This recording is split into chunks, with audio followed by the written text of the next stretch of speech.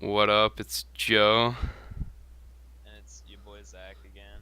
and this is podcast number one for formative number three.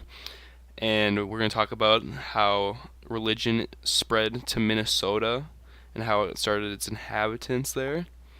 So, in the early, Truly, or go truly ahead. sensitive topic. Yeah, in the early history, the Dakota and Ojibwe people were found in Minnesota, and then the French, who had claimed this land, came along. They were Catholic missionaries and tried to convert the Native Americans into Christianity Hmm. or Catholicism. And that was like a big turning point because Native Americans had their own beliefs, and this was when they were starting to try to convert them into what they wanted them to be. They're trying to make them new people. I guess you could say. Yeah, so like traditionally they had they believed in like different spirits, right? Like They had their like indigenous spiritual practices, I forgot what the word is, but like multi-god, what's the word for polytheistic. that? Yeah, yeah. Poly- So they have that, and they do say that there is some believe that there was like an almighty like spirit, which could kind of be like portrayed in the modern or like the Christian version of God. But yeah, the French were kind of mm, stingy about that. yeah, they wanted to convert them all to Catholicism.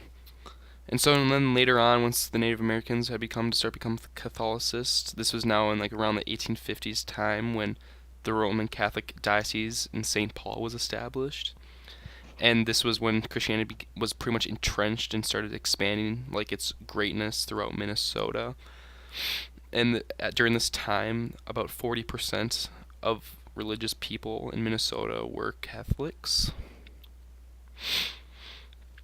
So it's kind of like a big movement in religion at this time. Like a lot of people were converting to Catholicism, but at the same time, many other different groups of people were starting to break off into their own religious beliefs, and like Lutherans and other things like that. So there's like yeah, the different branches of like Christianity too. Yeah. So And like what's weird is that the governor of Minnesota, like so I guess you could say the leader of Minnesota, like politically speaking, there was never a Catholic governor elected until 2000 or sorry, 1982. yeah. So it kind of was a So way like like yeah, people were yeah, there becoming Catholic, but none of them really were. it was almost like segregation kind of like a thing. Like it wasn't like I can't. well, it was yeah, well, I mean like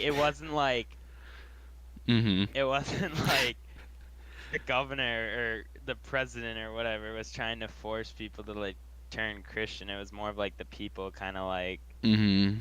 and they did segregate the Indians like we talked about before in our other podcasts, like the Trail of Tears and all that stuff. Yeah. So I Yeah. mean, I guess it just adds on to Mhm. that.